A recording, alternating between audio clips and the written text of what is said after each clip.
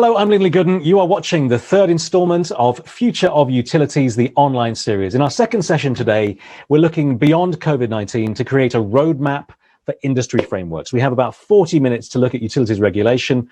What's changed? How is the industry operating successfully? And how can it operate successfully around the changes ahead? Let's meet our amazing panelists. First of all, we have Iain McGuffog. Hello. Hi, Lindley. Good to see you. Where are you today? I'm in Bristol, which, given I work for Bristol Water, is probably the best place to be. Well, I mean, that leads perfectly into your title. Iain, if you don't know him, is a Director of Strategy and Regulation at Bristol Water. Exactly that. Now, next up, we have Natasha Hobday. Hello, Natasha. Hi, Lindley. Great to have you. And whereabouts are you today? I'm in London today. In London, lovely. Policy and Regulation Director at Shell Energy. Great to have you both with us today. Okay, we have lots to cover as ever, and we want to hear from you at home or in your office throughout the session. Your questions and comments will drive the last part of our discussion. So if there's anything you'd like to ask our expert panel, just get in touch using the live Q&A field on your screen. We'll get to as many as we can towards the last 10 to 15 minutes. But let's start off. We're trying to visualize really a roadmap for industry frameworks in the wake of the virus, certainly initially. Natasha, has anything surprised you along the way on the policy regulation side? Yes, thanks. Great question. I think it's speed of response. We're used to taking 4 to 5 years to do anything major in our sector, and there's always a lag factor. And I think we actually got up and running as a sector really quite quickly. So we set up new networks for discussion and collaboration through trade associations with our regulator. That was both bilateral and multilateral. We kind of found ways of working with our competitors through the circumstances that I think would have been very difficult otherwise. As individual companies, we all got up and running to the extent that we could. And then kind of shared best practice. We got up and running with government. So I think it's that speed of response and ability to kind of cut through some of the inertia that potentially and sometimes characterizes regulatory developments. So that was quite surprising and in a good way. Yeah, absolutely. It reminds me of what operational people are saying as well. You know, the speed of response has been mammoth. I mean, it's been incredible, and you know, not easy to continue, but it is certainly something everyone's had to mobilize, and people outside regulation policy may think, well, that's less necessary, but actually, Iain, I guess that's something that you've seen as well. I mean, everyone has had to get ready and function as best they can quickly. Yeah, I think that's it. I think it shows utilities are great and really do come together when there's a crisis. Yeah. It helps actually for the people working in water and electricity sectors how important their job is.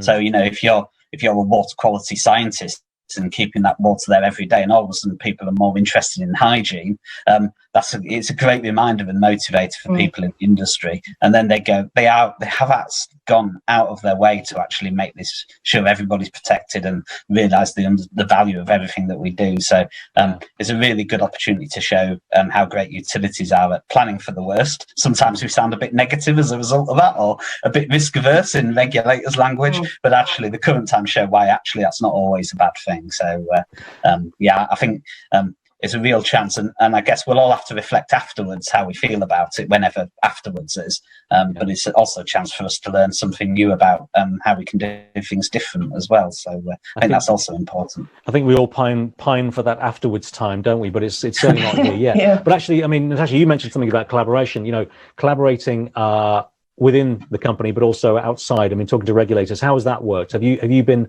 on the line, video line, or phone line continually? Yeah, pretty much. I mean, I think it's certainly for the first 2 or 3 months, there were calls almost every day on all sorts of aspects of the business, and then back into your own business to find out what we could and couldn't do. Yeah. So energy suppliers, but also energy networks, were negotiating with both Ofgem and BEIS officials to come up with an agreement to serve customers. And obviously you don't want to make commitments that you couldn't meet. So there was this sort of constant set of feedback loops.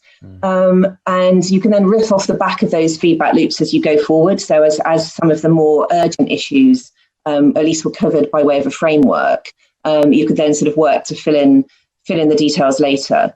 I think it's definitely the case that there were days when you had like 8 or 8 Zoom calls, and you couldn't do very much ordinary work. But, that was nothing like, some of the challenges that our call centre colleagues had, for example, trying to serve customers perched on their kitchen table with 2 screens, trying to print off bills and help people sort of navigate through some of those challenges. So I think the regulatory people actually had possibly the easier time within the sector than almost everybody else.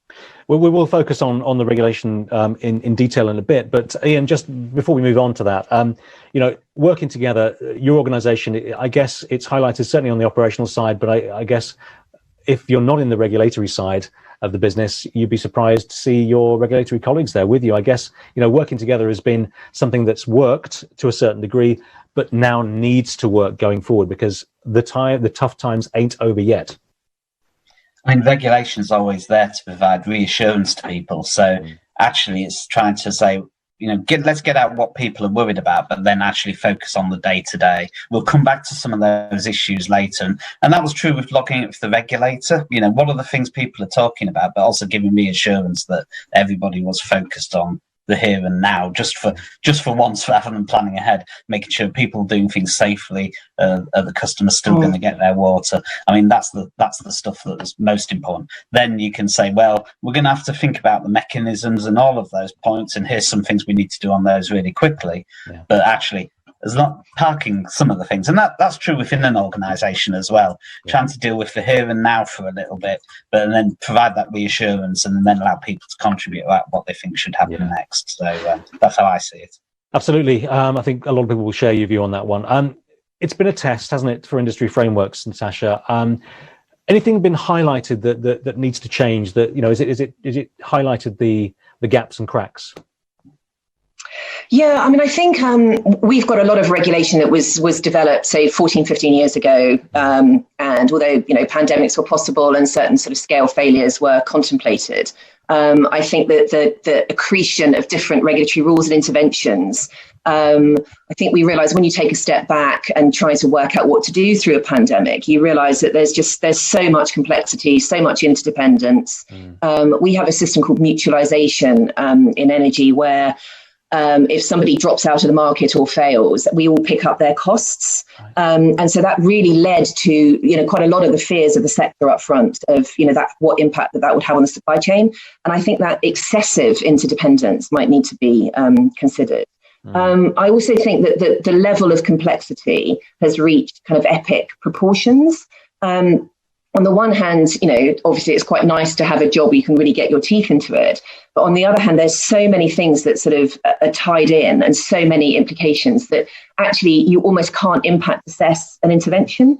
So I think there's definitely lessons learned there about, how quickly can you make a change, but also how quickly can you assess the efficacy of that change, go back and maybe pivot and adapt it. So sort of maybe bringing in, genuinely a bit more flexibility and responsiveness to circumstance. Iain, does that make sense to you? Because the connectedness is essential, but actually, if it's intertwined and very complex under time pressure, actually, it's quite difficult to respond. So it sounds as though Natasha's talking about clarity here. Do you need clarity? I think you do, but the way you do that is again not trying to answer all of the complexities at once. I mean, there's always this challenge of can you actually predict what's going to happen next in this situation? And I don't think it gives anybody has got that perfect knowledge and actually pretend that we know how this is going to pan out or that we can even control some of the elements. I think it gives false security, and we shouldn't expect regulatory frameworks and regulators to do that either. You say, let's just deal with one thing at a time, but you give the commitment that you're going to keep in touch, keep informed, and come back and look at this again fresh when something's settled down. I do think we have to focus on what the local impact is first of all, whether that's to the people that we've got relationships with, whether it's the supply chain, our staff, or certainly with retailers as well compared to wholesalers. Those are the first calls in this, because actually what consumers expect from us is the service and a clear message as well. And I think largely utilities have managed to deliver that. I don't think the consumers have got doubt about who's responsible for getting the energy and the water to them in this scenario. So I think that's the most important thing we have to do. Yeah, so compliance is essential. Obviously, compliance is essential. Quality is essential. The delivery of services are essential.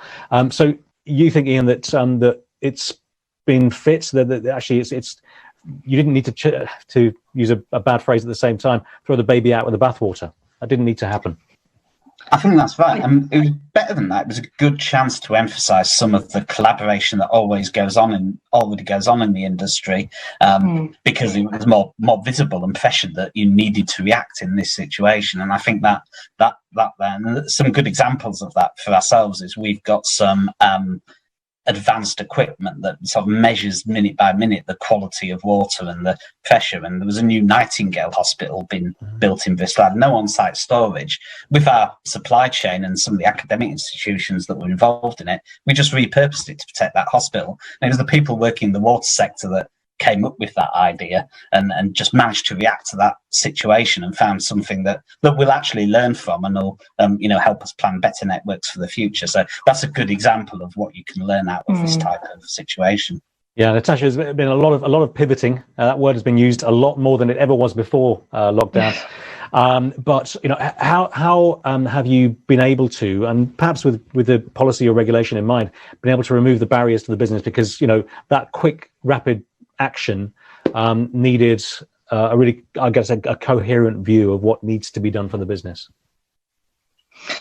Yeah, so it's a really good question. So, I mean, one particular example was meter installation. So you've obviously got the smart meter program, which not all citizens have embraced, and has a few problems of its own in terms of a program and sort of well-documented challenges. But in terms of actually going into people's homes and the sort of safety elements to that, the regulatory framework actually did flex to cover the situation there, and did allow suppliers and their supply chain to take a view as to whether or not they were able to carry on installing, and if so, where do they want to focus and prioritise. And actually quite a lot of suppliers focused on emergency visits, working with local network companies.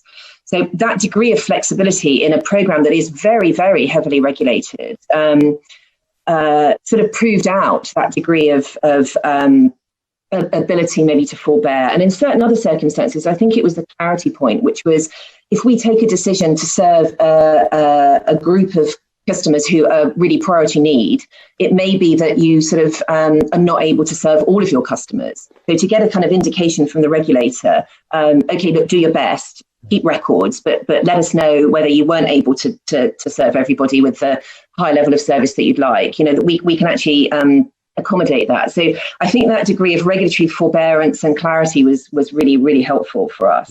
But I think also speed of circumstance was such that actually many of us had to take those kind of decisions before we got that clarity. So it's a degree of regulatory maturity, and how you speak to your regulator, but also how you speak to your customers as to what you're doing and why. And also listening to your customers up front, and then actually trying to take account of what they wanted and how they wanted us to communicate. Yeah, interesting. Iain, there's one thing that before we came on today, we talked about this, potentially the local variation in regulation. Listening to your customers, as Natasha says, customers will need slightly different things. They'll need core services, but slightly different things depending on where they live and where they work. So, how could there be a local variation perhaps in the response or the way regulation steps in? So I think this is an emerging trend in regulation anyway, because if we're getting local pushes to adapt to climate change. We're going to get local pushes for doing more about biodiversity. It's councils that are declaring, the earlier targets than the national government.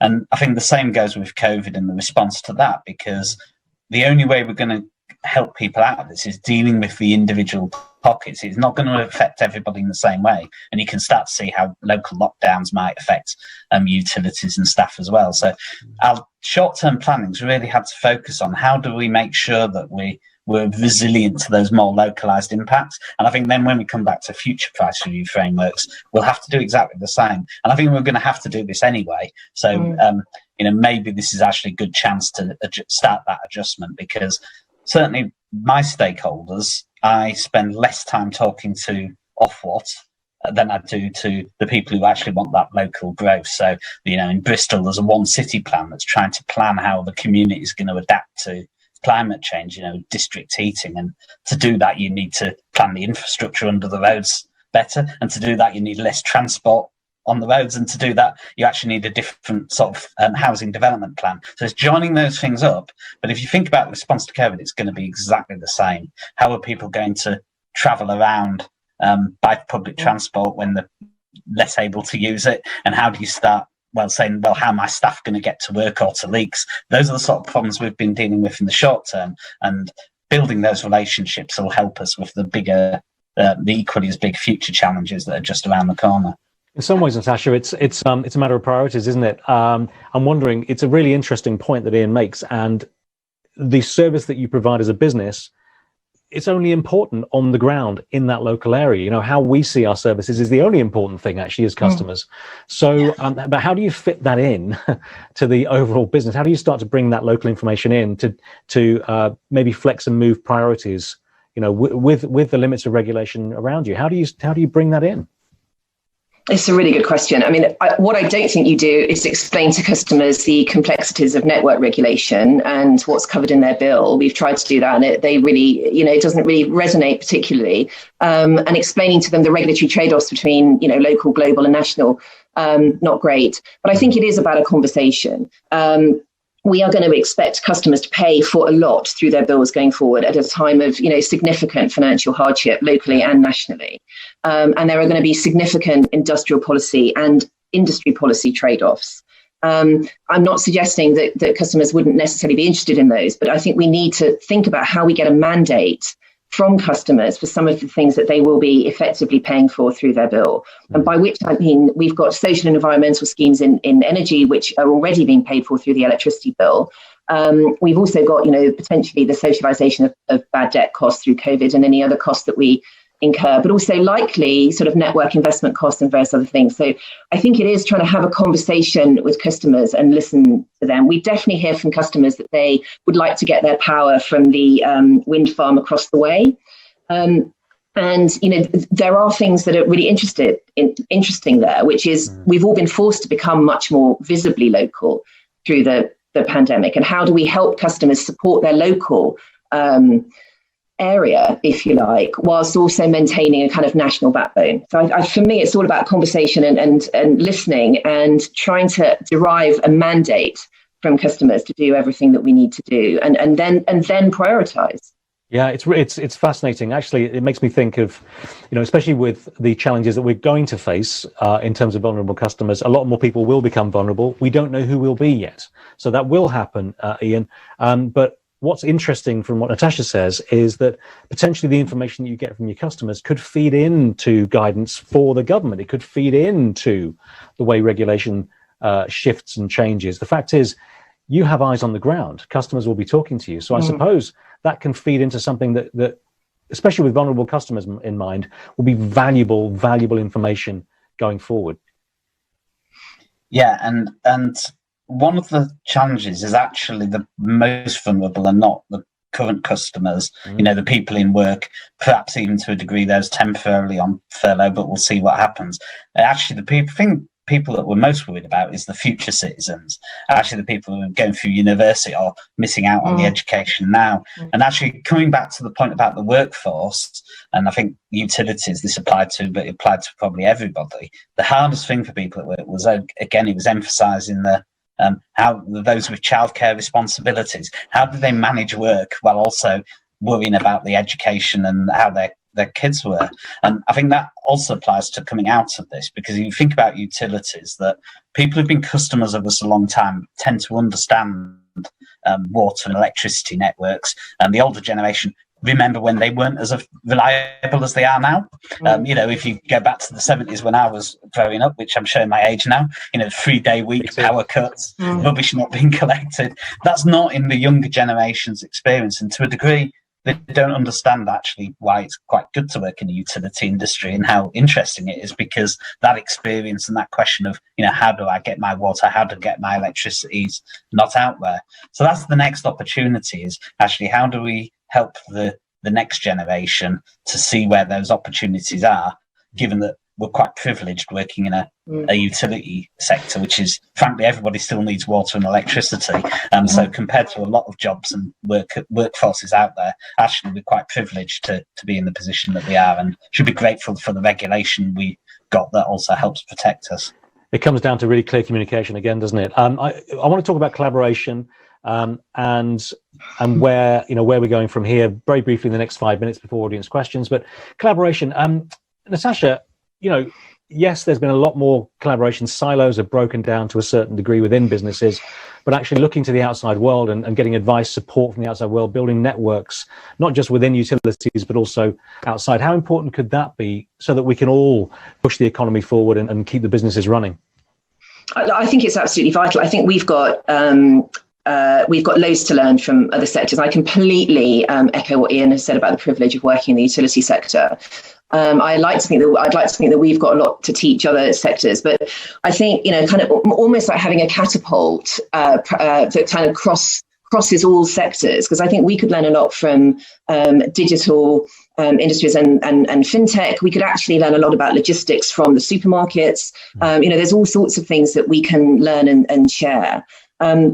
I think the nature of collaboration, and this was a trend that you could see certainly in infrastructure development prior to COVID, was around collaboration. The costs are such that what you don't want to do is find sort of inappropriate competition and sort of leading to inefficient cost and investment. So a degree of collaboration, working together, proactive management of supply chains, subject always to competition law constraints, as we know. But there are ways of managing that and lessons that we've all learned. And I think that carries all the way through. So, certainly government on the SMART program, for example, is constantly asking us, not to disclose customer data, but to say, what are your customers telling you about SMART? What's the sentiment that you're finding? Is there anything that we can do? And I think we need to sort of get better at actually having, in addition to that kind of horizontal collaboration, more of that vertical collaboration. I would also say, I think regulatory purists bemoan how political regulation can get at times. However, there is no doubt that regulation will be inherently political going forward, given the need for a clean and green recovery and just a recovery overall, and the significant impact that citizens are going to be experiencing. So I think there is also maybe a shift in mindset as to how politics and regulation interact and work together in some of those networks are built, and maybe recognizing that you need a degree of democratic accountability and regulation that maybe we're not used to seeing in this rather technical economic area. Wow, that's a mouthful, isn't it, Iain? There's a lot there, and it's sticky enough working between politicians and regulation, obviously. But look, I suppose one thing that's come out very clearly from our discussion this morning so far is that that flexibility needs to be built in. The regulation needs to be able to cope with the changes that we're going to see, and some that we cannot predict. We can guesstimate, but we can't predict them. So I guess, how much flexibility, Iain, do you think we need to build into not only the way we're working, but also the way we form our policy around regulation? So I'm looking if I've been a regulator as well as working on the company side. And I think it does come down to trust and strength of relationships, but that's not necessarily with the regulator. I think it's how do you test that relationship with the supply chain and your customers, and the things that the indicators that the regulator relies on to check whether they need to intervene or not. So I think that collaboration is actually easy to do as long as you build those relationships. And the challenge with regulatory industries is whether they overly focus on productive efficiencies, cutting costs now, but how do they make the case actually to take a longer term time frame and invest in that? I think it's for the companies to own that rather than leaving it to regulators to answer that question, because that's the only way that you can keep that accountability to the end customers. Yeah. So that's my take on it. We haven't even talked about data privacy, security of supply, any of that stuff, which continues, but maybe I'll try to bring that back into our question section next. But we have time now to have your questions from home and a couple of you in the offices, I'm sure, to our panel here. So here's a question from Chris Welby. We haven't seen these questions yet, so let's see how we get on. If we can't answer them, we can't answer them, but let's give it a go. Chris, thank you much for your question. Do you think that Ofgem or Ofwat can utilize the new ways of working to increase engagement with parties, or will they revert to normal in due course? I mean, that's a really, really great question. I mean, Chris, we have to stroke our crystal ball sometimes on these things. But Natasha, the new ways of my security question actually later on is about things like, remote working. But, what do you think about that question? I like to think it will carry on. I think regulators are information hungry. Part of the collaboration that we've had with regulators and with government officials has been a much more expanded flow of information. We might moan about that sometimes because sometimes it takes up a lot of resource that one could do something else with. But however, it's completely worth it. And I think it is that trust and compact with the regulator, which is get the information, target it, and have a positive feedback loop. I also think that if you want to do things quicker, you need to look at a different way to get industry and other impacted stakeholders to comment. It's wonderful to have big set piece consultations, 100-page documents, 12 weeks to respond, but I don't think that's going to work going forward because we're not into business as usual yet. So the hope is that those ways of working will prove out their efficacy as we come out of the immediate pandemic issue, and roll forward and adapt. I also think we need sort of more and more critical lessons learned.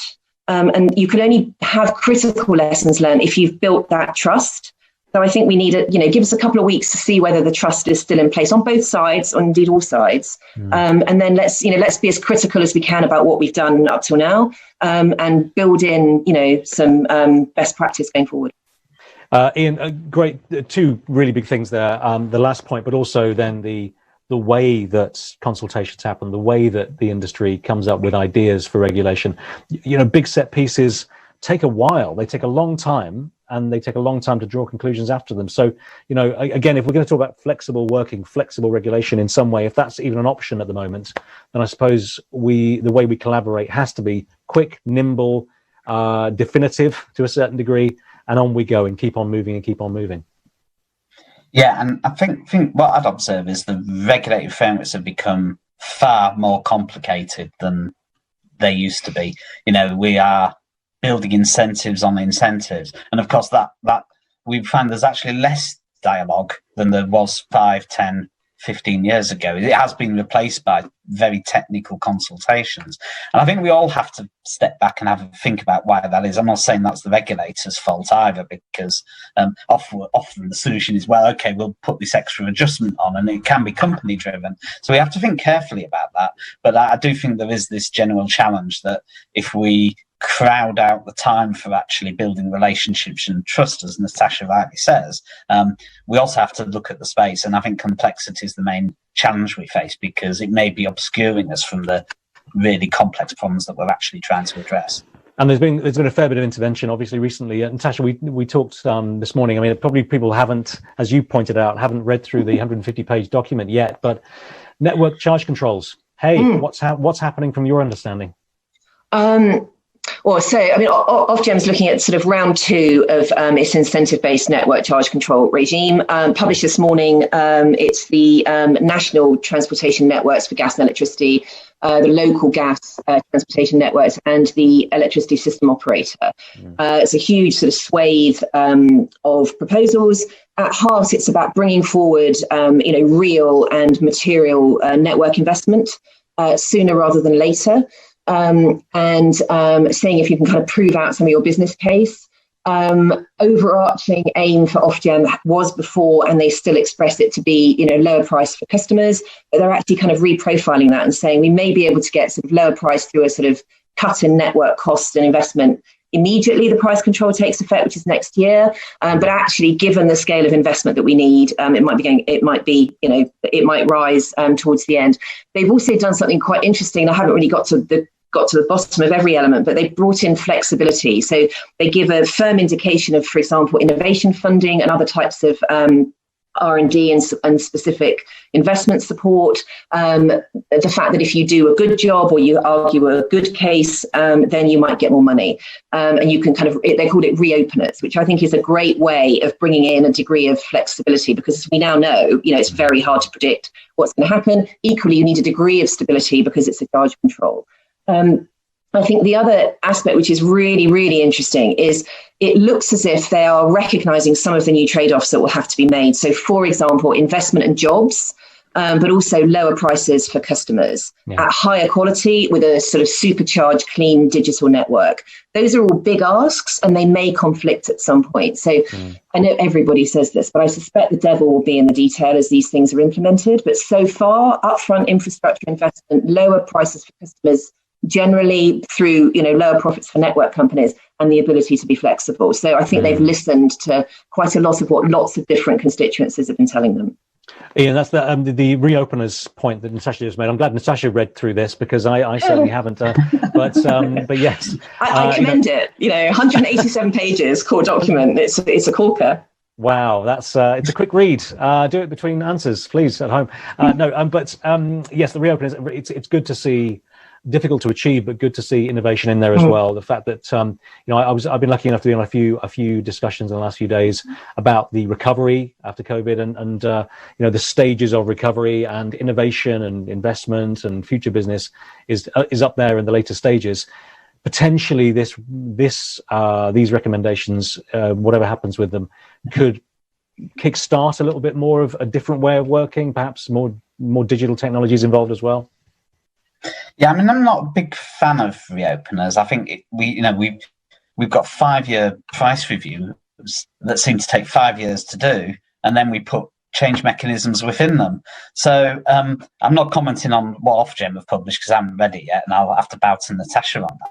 But I think there's this general point that actually we just used to have a simpler framework with corrections in it that would allow all of these changes to happen anyway. And to be honest, there were tools there after the event that could judge whether that you delivered what you needed or not.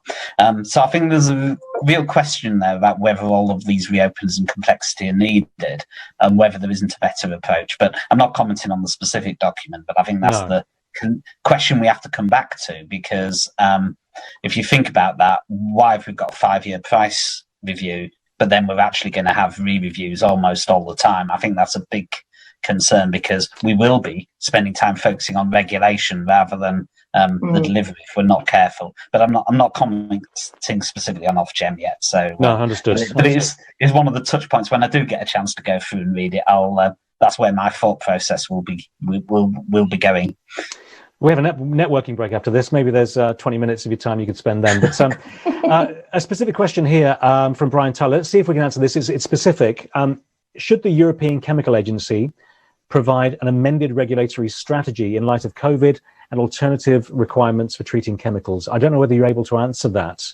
Either of you? There's a no from Iain. Natasha, there's nothing we can read. No, apologies. Sadly, Brian, we can't answer every single question when they're very specific. We'd love to, but actually it's not always possible. But let's look at another one. There's some shorter questions here. Judith Packer, can we link to the 187 page document that Natasha mentioned? I'm sure it's out there, but Natasha, you found it, you sniffed it out, so it's online somewhere. But yes, I'm sure we'll try and give you a link to that. There's actually a very short slide deck that Ofgem's produced as well, which kind of covers some of the key points. So I can send those to the organizer afterwards. Great. Well, we'll try and get a link to that so you can see that. Brilliant. Okay, so here we go. Anonymous question, but has the crisis highlighted differences in planning timelines? So because of the speed of response, I'll go to you, Natasha, on this one. Because of the speed of response, has it changed these timelines? I mean, strategy became operation, and then, what happens next, I guess? What are you seeing? Yeah, I think that's absolutely right. I mean, almost the minute you write a plan down, you have to change it, and that's just business as usual. So, I mean, I think it absolutely has changed planning timelines. I think you certainly internally, it takes a degree of trust and collaboration to go off plan, stay off plan, come back, assess against plan. I think the other thing is all of your management information internally is geared around your plan. So you also have to change the information necessary to give you the signals you might need to assess how far away you are from your plan and whether you want to move away from it. We've been interacting with our supply chain, who also have their own plans, who plan it substantially in advance for investments. All of that has had to change. And it's very unclear what the recovery time is going to be. and you know, how you work in those circumstances. And supply chain here is sort of energy specific, but also just more generally with your, you know, your cloud provider, you know, your data servers and backup, you know, all sorts of things. So you know, I definitely think it's enhanced for me the importance of planning, particularly you know, business continuity planning.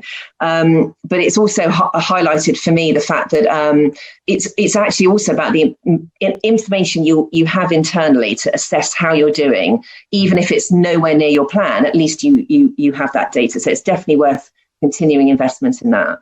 Yeah, I've got a couple of questions here about agility. We've got questions about incentives. What do we think incentives should look like? I'm really interested in a question about incentives in general, about collaboration. How can we incentivize the right way of working? So that means in things like collaboration, but also innovation projects. Iain, what do you think about that? You know, how much carrot can we offer to get these things moved forward? I mean, I have an instinctive dislike for incentives that are based on just good business. It's quite hard then to explain them to consumers, you know, because to be honest, agility and collaborating are just things that customers just expect us to do. So for me, that's a symbol that we've probably looked at overly complex in trying to incentivize things rather than actually regulation, maybe sometimes taking a step back and letting people think about the problem for themselves. You know, simpler targets can actually have the same impact. I do think, though, that agility is important in this crisis, but it didn't need regulation to try and inspire it. It was there in the people who were working it. You know, that space and time for people to be creative about how they, rather than say thinking about changing planning timelines, thinking about how creatively can we achieve these things differently. I mean, there were limits to that, but you know, that's the first step, is how can I try and deliver these things more differently now the world has changed, rather than thinking about how incentive frameworks are going to change as a result. So, I mean, Bristol Water's a fairly small company, and we think agility is one of our key sort of competitive advantages. I think you can replicate it in bigger companies, but our preference is not to try and incentivize things that are fundamental strengths and core kind of advantage as we see it. Yeah, thanks very much. We have about 3 minutes left before we move on. So final question, really. In terms of, we talked a lot about collaboration. We talked about, yes, the regulation and the elements of that need to be there, and the flexibility that needs to be there, but also, you know, looking at outside and other sectors regulators. Natasha, first of all, you know, what have we learned from other responses, whether that's in detail or whether it's in just the overall approach to help the businesses within those sectors to keep on going, to move forward? What do you like that you've seen out there? From what I can see, sort of looking outside, I think there's been what we in energy call a whole system approach, you know, genuinely understanding that there are supply chains and knock-on effects. And if you ask one part of the supply chain to do something, there's a ripple effect throughout the supply chain. I also think we've seen quite a lot of things that haven't gone right and then need to be fixed and then need to be moving forward. And I think that's, for me, is one of the key lessons, which is we are not going to get a lot right and we're still going to have to pay for it. So how can we learn from our mistakes, not sort of airbrush them out of our industry history, but actually recognize that we're trying to do a lot. We will get it wrong. We can learn from that and we can move on and we can kind of pivot. And I think that's definitely the lesson across a variety of sectors. You know, when you don't get it right, engage in blame when you've got a bit of time. That's human nature. But actually just learn, pivot, change, do something different, test it, move on. Iain, final point to you. I mean, that is entirely sensible. Anything else from you? I think the regulators or leaders that, you know, just speaking more generally, I think adapted best, just realised that the language that they used needed to change with the crisis. So the old thing about, you know, companies just need to step up and just need to do more. Those who use that, it kind of grated with the staff a little bit. But actually, I realised that the same pressure was on regulators, and it just takes time to adjust. And I think everybody did adjust. Now, the test for everybody as well, how can we see a path out of this? And again, Natasha's point earlier about planning, I think there's we need to, now we've got over this stage of the crisis, think about the planning again and what dialogue are we having? So what can we learn from that? And maybe actually there's some really good things about that tone of voice, that language of regulation that actually we can learn from this, that will actually help us that actually help us just make it feel like a more enjoyable landscape, rather than the sort of cut and thrust of consultation documents. We need those, but actually the real focus should be what can we get out of this experience that actually we need to learn from about how we're working and the sort of language we're using as well. So for me, that's summed it up. Onwards and upwards. Thanks very much to our wonderful panelists, Natasha and Iain.